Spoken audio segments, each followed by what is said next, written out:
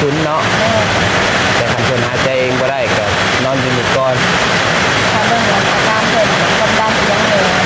นะว่าเพิ่นคือใครเพิ่นมาเดี๋ยวเป็นมีเครื่องช่วยหายใจเพิ่นจะเอาขึ้นมาเลยก็ต้องเช็คเบิ่งสุขภาพเพิ่นนำเนาะว่าสิขึ้นไปนี่ฮอดบ่ประมาณนั้นเนาะถ้าโบวัดเรื่องมันเป็นมือแม่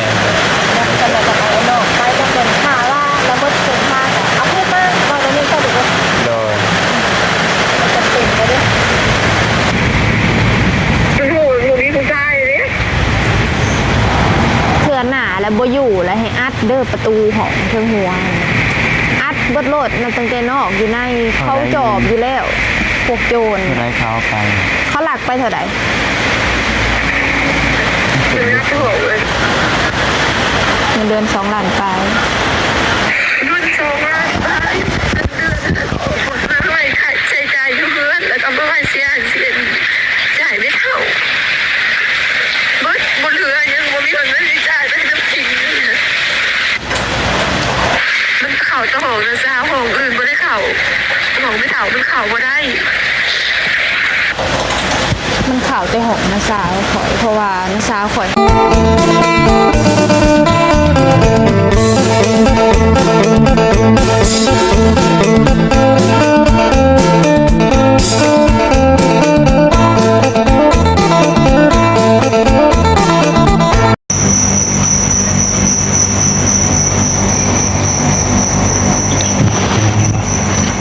บรรยากาศตอนดึกๆดื่นๆ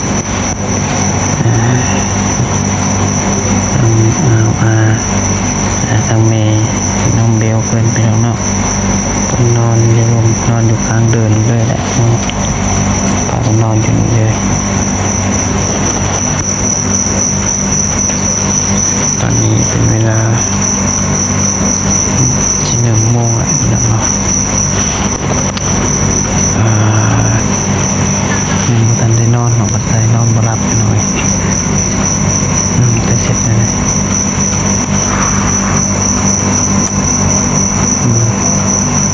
ทางพอซาเบลเพิ่นก็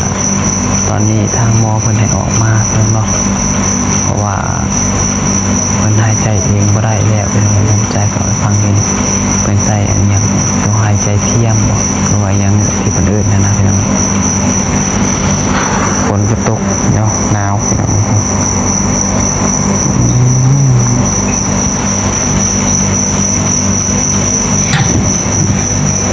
นักกันเลย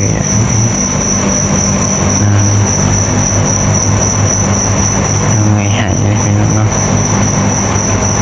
หายไปก็นอนแล้วก็นอนเมื่อยได้พี่น้องเลยแดนบดมือบดเว้น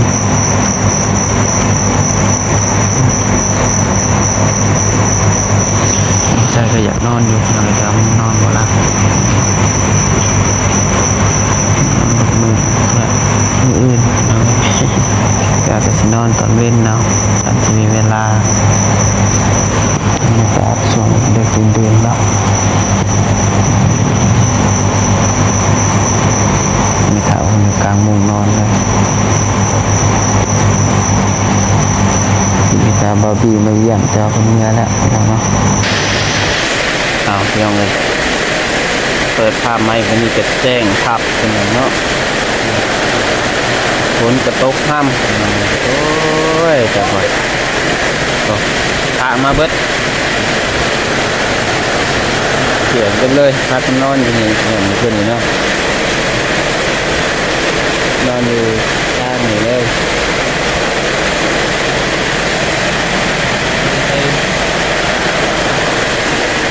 ก็แห้งแข็งแห้งว่า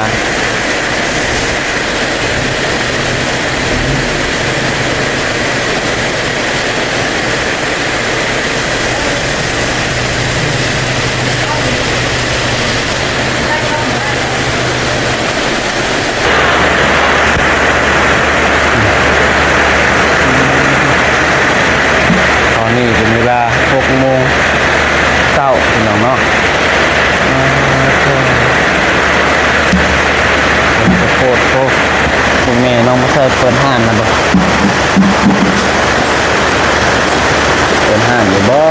เนาะ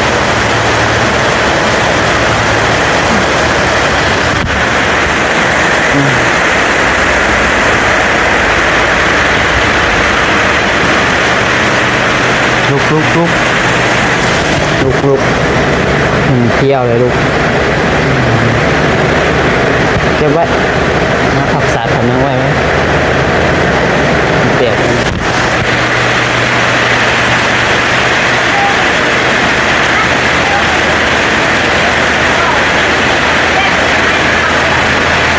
เก็บผักไว้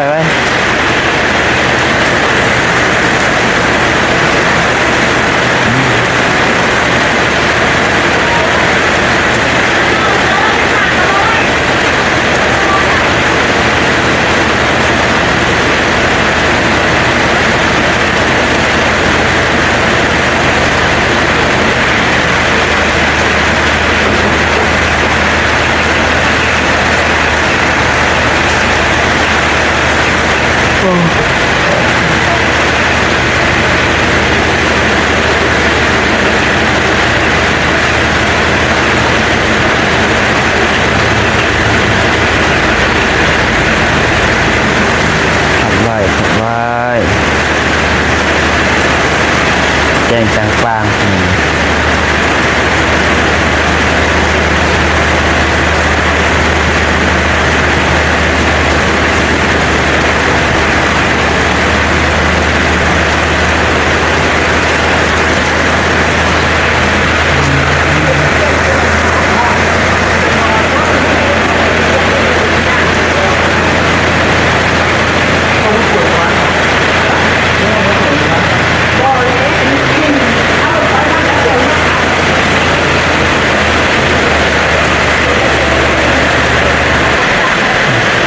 ถูกไหม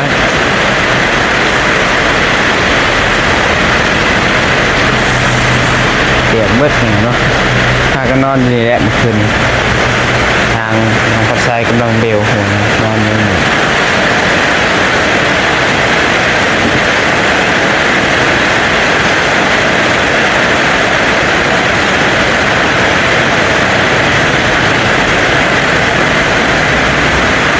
หนาวหนาวเนาะ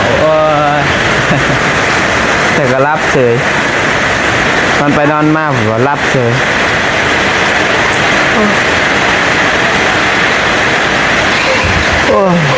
2-3 โมงเลยแหละเราไปรับ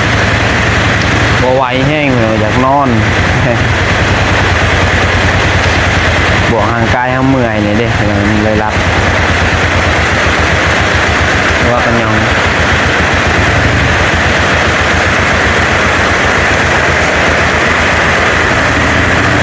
ฝนตกเต็มมาขึ้นนี่แหละพี่น้องบ่เศร้าเลยเนาะ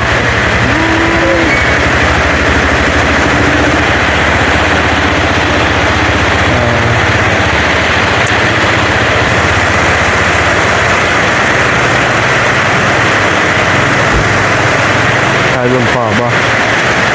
ไปงานใครลุงฮะจ่ายเขาทีเท่าไหร่มีจำนวน5บ้างตรงแสนจ่ายลงเลย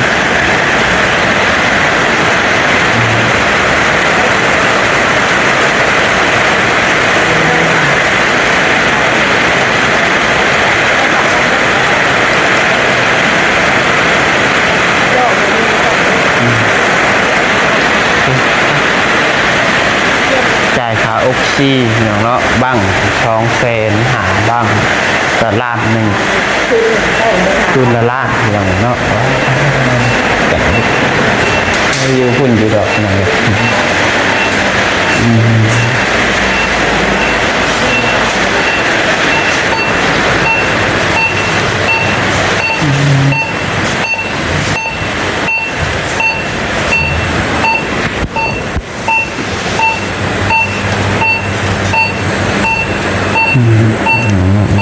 เก่าใส่ทีมระดับนั้นเราไปหมู่ผ่านเนาะเย็นอากาศตอนเช้าก็ได้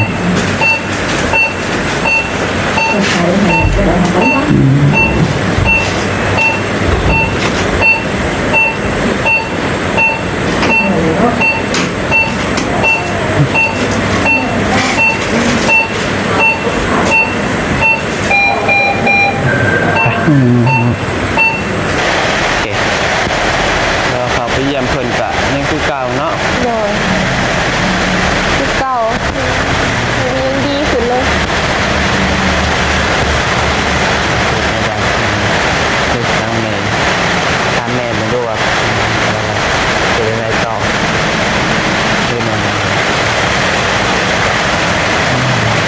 เป็นยังไงเนี่ยสอนคือเก่า แต่ ที่ได้ไปอยู่แบบทางเดินเมื่อกี้นี่ก็ที่จะโต๊ะที่ร้านอะไรได้ไหมนอนเป็นกะนอนใส่ที่อยู่นอนที่แบบเลยแบบเอาเมืองเนี้ยเลยเรียนเลยทางเบิ้งเลยใครจะมาเป็นเรียนภาษาไม่ได้ หาเบิ่งรถก้อนบ่ เอาเงินติดต่อเป็นเป็นน้องหอดใจเลยตรงนี้เงินก่อนเดี๋ยวเอาไปให้ชุดๆเหมือนกันลูก แต่ว่าคำว่าเพิ่นยังหายใจเองได้ก็สิเอาขึ้นเนาะแต่คันเพิ่นหายใจเองบ่ได้ก็นอนอยู่นี่ก่อน ถ้าเบิ่งอาการเพิ่นความดันเสียงเลยนะว่าเพิ่นคือใครเพิ่นมาเลยเป็นมีเครื่องหายใจเพิ่นจะเอาขึ้นมาเลย ก็ต้องเช็คเบิ่งสุขภาพเพิ่นนำเนาะว่าสิขึ้นไปนี่ฮอดบ่ประมาณนั้นเนาะ ฉันมาโบวัดเรื่องมาเป็นมือเลย แม่ แล้วก็เลยจะไปนอกไปจะเป็นข่าว่าระเบิดเป็นข่าเอาพูดมากว่าตรงนี้ก็ดูว่า โดย มันจะเป็นไปด้วยจะไม่หยุดเลยว่าจะวันนี้มีเหงากับเป็นนั่งกับนี่ โดย จะเป็นที่เป็นเหมือนอะไรก็คืออะไรจะไม่หยุดเลยเหมือนเป็นต้นเนี่ย แน่นอนเนาะนอนอยู่ยังไม่ตกเป็นหายซ้ายเป็นเศร้าอะไร เฝ้า ฝนกระตกบดคืนเนาะโอ้ย เฝ้าเลย โอเคมันจะขาพังเบิ่งก่อน ขาตั้งมันเชื่อกันหน่อยแล้วก็เดี๋ยว เดี๋ยวเดี๋ยวพี่น้องกันเนาะแต่ว่าเดี๋ยวติดตามเบิ่งอาการของพ่อเป็นก่อนฝากคนก็บ่เป็นใจ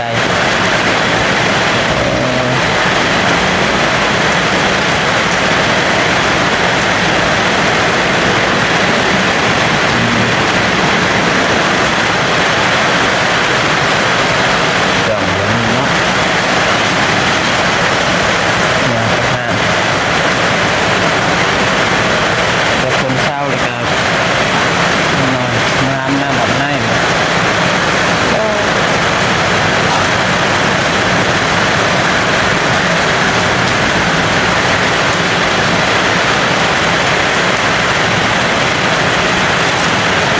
มันตกบดขึ้น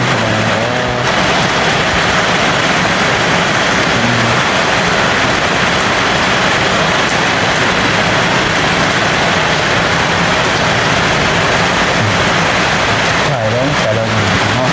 มีคนพิการรู้วกเลยนะครับ เราไปจนวันเงินเราจะมันไปจ่ายเขาเฮียนน้ำเพียง เท่าไหร่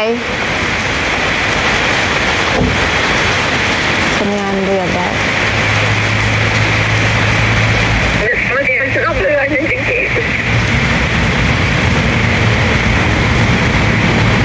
โอ้โหอยู่นี่ผู้ชายเนี่ย เทือนหนาแล้วบ่อยู่แล้วให้อัดเด้อประตูของเทิงหัว อัดเบดโลดมันตั้งแต่นอกอยู่ในเขาจอบอยู่แล้ว พวกโจร ที่ไรเขาไป เขาหลักไปเท่าไหร่ เป็นนัดหัวเราเนี่ย เขาหลักไปเท่าไหร่ จะเหม็นรู้ชีวิตเฮียนก็อยู่คุก เขาหลักไปเท่าไหร่เขาหลักไปเท่าไหร่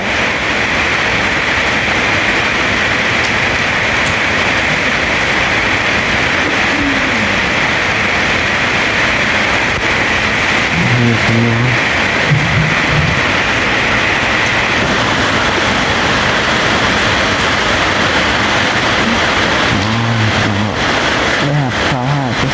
ไปเบิดเท่าใดมีแต่ว่าห้องเจ้าแล้วว่าห้องอื่นบ่ได้เข้าบ่ถ้าว่าบ่มีไผอยู่ทางในเฮือนแล้วให้ล็อกกดไว้บ่เดือนมันจอบอยู่แล้วโจรน่ะ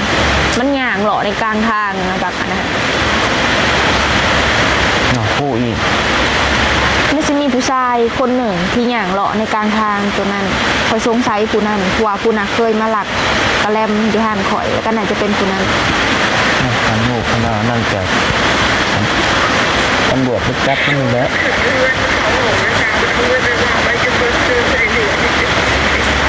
ไม่เห็นเรื่องที่กระจายค่ะเนี่ย เท่าไรก็ เขาจะบอกนะจ๊ะโอ้ยไม่ได้เขาหนูไปเขาต้องเขาก็ได้ มันเอาไปเบิดเท่าใดจำนวนเงินนะขาวเฮียน้ำขิงหาจ่ายมือนี่บอกขาน้องขาวเฮียน้ำขิงหาเท่าใด รุ่นโตมากเดือนผมจะใส่ขาดใจใจเพื่อนแต่ต้องเป็นเนี่ย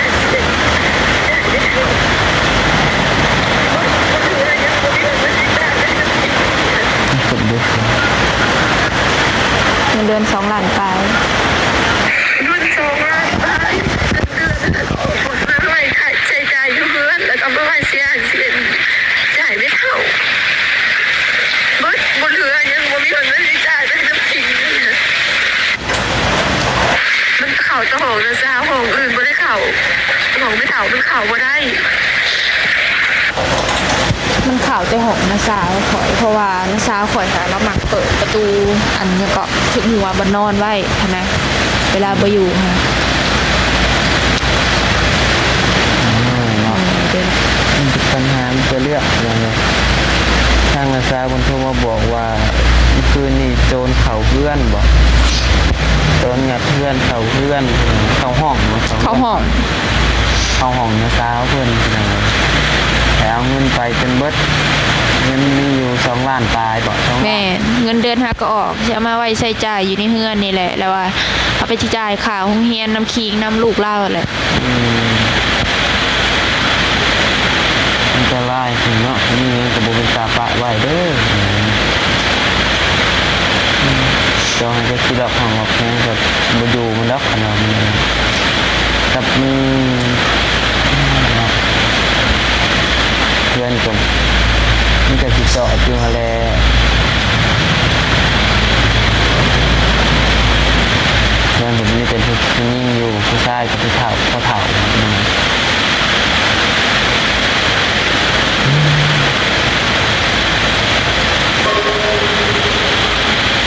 เกิดเป็นปัญหาขนาดเนาะผู้สาวจะเที่ยวมันเดี๋ยวโอ้ยปวดดวงบดขักแล้วบ่ เบิดคักแล้ว เงินละห้องเจ้า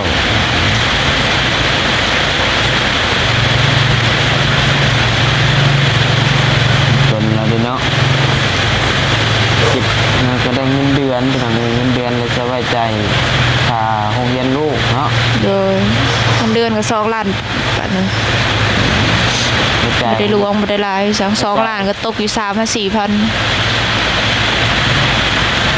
2 ล้านเป็น3,000 บาทเงินเดือนแล้วทั้งเดือนเลยบ่ แม่น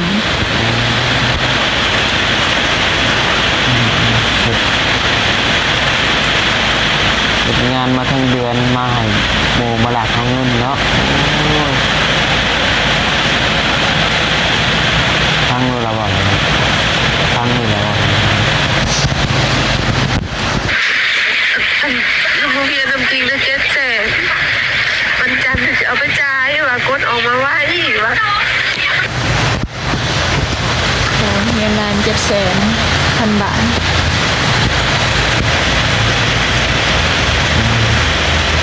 เป็นไงเด้เนาะเป็นจักพอเป็นไงมันจะข้างเพื่อนอีกเอาปัญหาเรื่องละ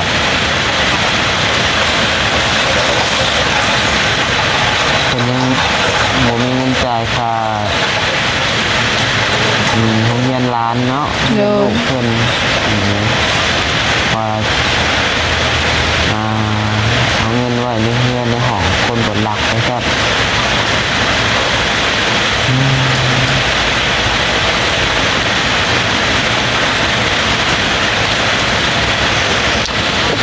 ที่เห็นเลยอยู่เงินชาวเบลแบบมันมืดแต่นะพี่น้องถ้าว่ากลางคืนมานะคะทะเลเขามาแล้วมืดแห้งไฟอะมีแต่ในละแวกเงินตัวเองเพราะว่าอ้อมขางแบบพวกหัวบอพวกอันกำพอกำแพงบอกมันบ่มีว่าอยากซื้อโซลาร์เซลล์มาใส่อยู่กับบริซื้ออันนี้กับกล้องวงจรก็บ่ได้เกิดขึ้นแต่หอบเดียวเลยมันหลายหอบและโจรขึ้นเฮือนนะมันจนหนับบ่ได้เลยตั้งแต่น้อยจนใหญ่ คือกลีคนจอดยาวกันเนาะ ผู้จอบสิเอาแล้วผู้มันหู้นะว่าเฮาอยู่กับไผแหน่แต่ละมื้อ ก็คือคนใกล้ คนใกล้บ่ได้มีไผใกล้ดอกและอีกอย่างถ้าว่ามันเข้ามาทางหลังเฮือนหะอีกฝากทางหลังอันเฮือนหะเป็นเฮือนห้างเฮือนน่าจะปีนมาทางเบื้องนั่นแหละกำแพงอาจจะสูงแหน่แต่ถ้ามันปีนขึ้นมาได้ก็ถือว่ามันเก่งเพราะว่ากำแพงหัวเฮือนซาเบลก็เป็นกำแพงไม้อะนะแต่ว่าสิว่าตอนนี้มันก็บ่ได้อยากแข็งแรงปานใดอะนะแม่ซาเบลเราซื้อเสามาไว้แล้วแต่ว่ายังบ่มีอันงบซื้อบล็อกซื้อทรายต่อมีแต่ว่าทยอยซื้อเล็กๆน้อยๆไว้ว่าสิเห็นหัวใหม่อยู่ นะครับมันเกิดเรื่องนี้ก่อนที่